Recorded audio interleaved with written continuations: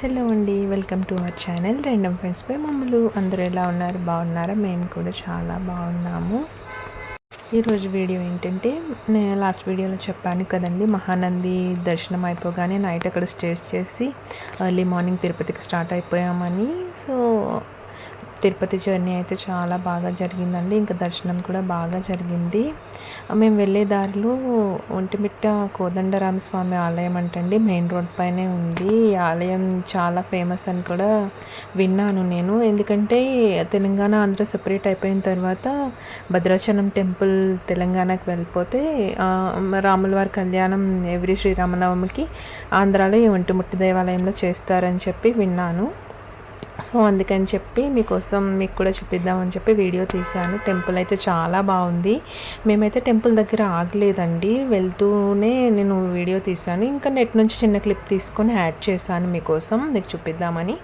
ఇంకా అట్లా ఒక 5-6 అవర్స్ జర్నీ తర్వాత తిరుపతి సిటీలోకి అయితే ఎంటర్ అయిపోయాము. ఇంకా సిటీలోకి రాగానే మేము ముందుగానే రూమ్స్ బుక్ చేసుకున్నామండి. పైన కొండ పైన దొరకలేదు, అందుకని కిందనే తీసుకోవాల్సి వచ్చింది. సో శ్రీనివాసం రెస్ట్ హౌస్ ఉంటుంది కదండి, అందులో బుక్ చేసాము. అక్కడైతే అది కూడా మెయిన్ రోడ్ పైనే ఉంది. మేము అక్కడికి వెళ్ళిన వెంటనే ఒక టోకెన్ ఇస్తారు కదండి, కౌంటర్ దగ్గరికి వెళ్తే అది తీసేసుకున్నాము. ఇంకా టోకెన్ తీసుకొని పైకి వెళ్తే కీస్ ఇచ్చారండి. మేమైతే ఏసీ రూమ్ బుక్ చేసుకున్నాము. చాలా తక్కువకే వచ్చింది. నాకు ఒక 900 రూపీస్ 950 రూపీస్ ఏమో డిపాజిట్ చేసాము.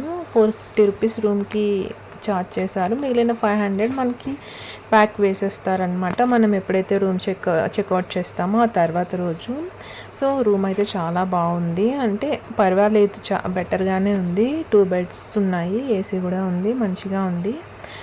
తర్వాత ఫ్రెష్ అప్ అయిపోయి బ్రేక్ఫాస్ట్ చేసిన తర్వాత కొండపైకి వెళ్ళిపోయామన్నమాట. పాపకి పుట్టు వెంట్రుకలు తీయించాలి కదా అని చెప్పి కొండపైకి వెళ్ళే దారిలో ఇక్కడ చెకింగ్ ఉంటుంది కదండి,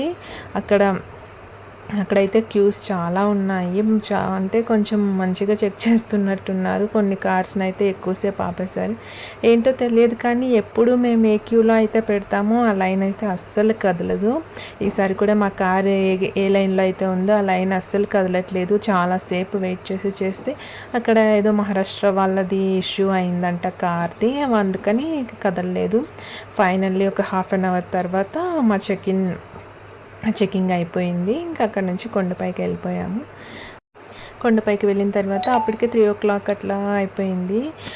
ఇంకా పాపకి పుట్టు వెంట్రుకలు తీయించాలని చెప్పి కార్ పార్కింగ్లో పెట్టేసిన తర్వాత కళ్యాణకట్ట దగ్గరికి వెళ్ళాము.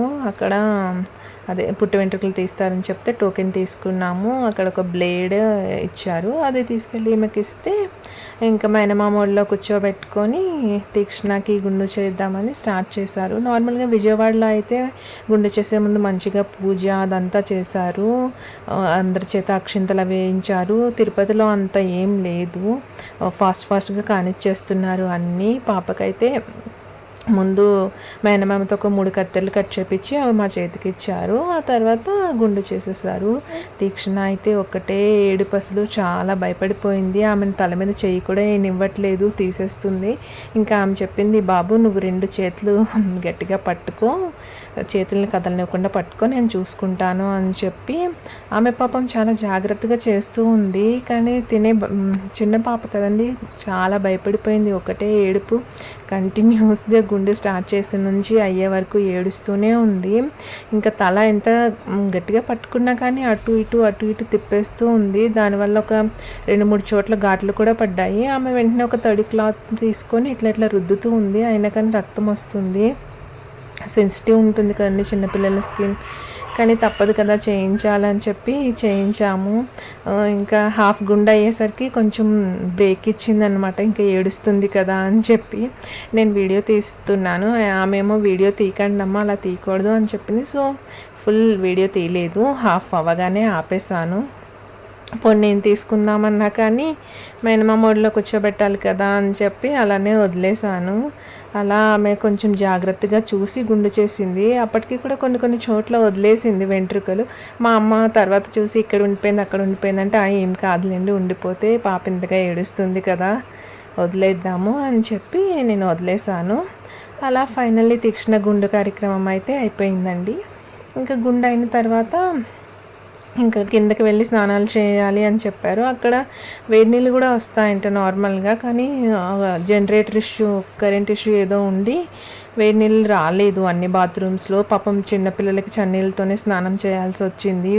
ఆ చన్నీళ్ళు ఒంటి మీద పడగానే కూడా పైన కొండ పైన అసలు చలి ఎక్కువగా ఉంటుంది కదండి, బాగా ఏడ్చింది. ఇక్కడైతే మనకి విజయవాడలో డిమాండ్ చేసినట్టు ఏం డిమాండ్ చేయలేదండి. మేము స్వయం పాకం అది తీసుకెళ్ళడం మర్చిపోయాము, అంటే మాకు అంత ఐడియా లేదు. అందుకని చెప్పి మేనమామ సంతోషం ఎంత ఇస్తే అంత ఇవ్వండి అంటే ఈయన 200, 300 ఇచ్చారు. పాపం ఆమె ఏం అనలేదు, తీసుకుంది. విజయవాడలో అయితే అసలు డిమాండ్ చేస్తున్నారు, ఇంతే ఇస్తారా అన్నట్టు. సో అలా ఆమెకి స్వయం పాకం ఇచ్చేస్తాము. గుండు చేసినంతసేపు వాళ్ళ నాన్న, అమ్మమ్మ ఎవరో ఒకరు తీక్షణాన్ని ఆడిస్తూ ఉండడానికి ట్రై చేస్తూ ఉన్నారు. తను అసలు ఏదీ లెక్క చేయట్లేదు, ఒకటే ఏడుపు గోల, ఫుల్ భయపడిపోయింది. ఇంకా తనకి స్నానం చేపించిన తర్వాత పిల్లల్ని రెడీ చేసేసి ఇంకా మేము కూడా రెడీ అయిపోయాము. ఏంటంటే మాకు తెలియంది ఒక ట్యాప్లో వేడి నీళ్ళు వస్తున్నాయంట. అది పిల్లలకి స్నానం చేపించేసిన తర్వాత తెలిసింది.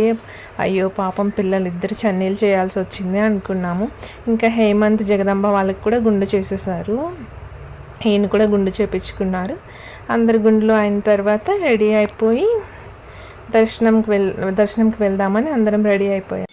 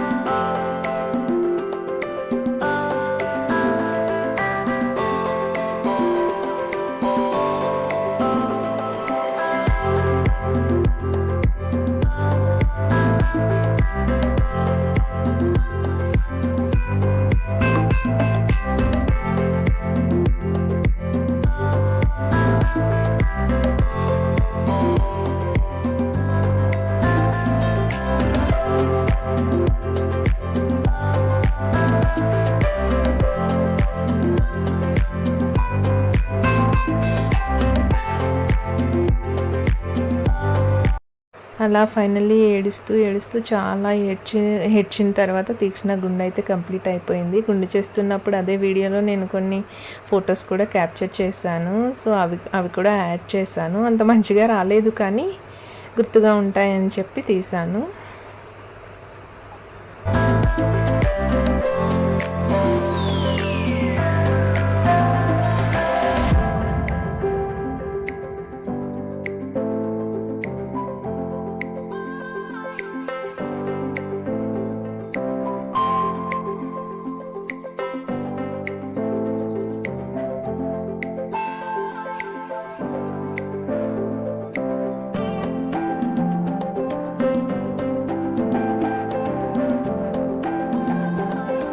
ఇంకా అలా గుండు కంప్లీట్ అయిన తర్వాత నేను ఎత్తుకున్నాను, ఎందుకంటే తన ఏడుపుని ఎవరు కంట్రోల్ చేయలేకపోతున్నారు. ఇంకా స్నానం చేపించి రెడీ చేసేసా. సో గుండుతో రెడీ అయిన తర్వాత ఒక ఫోటో తీశాను. తనకి వాళ్ళ అమ్మమ్మతో, వాళ్ళ నాన్నమ్మతో కొన్ని ఫొటోస్ తీశాను. అక్కడ నుంచి గుండు ప్రోగ్రామ్ అయిపోయింది, కానీ నెక్స్ట్ చెవులు కుట్టించడానికి వెళ్ళిపోయామన్నమాట. అది నెక్స్ట్ వీడియోలో చూద్దాం. సో ఇది అండి ఈరోజు వీడియో. మా వీడియో కనుక మీకు నచ్చినట్లయితే ప్లీజ్ లైక్ చేయండి, షేర్ చేయండి, సబ్స్క్రైబ్ చేయండి. Thank you for watching.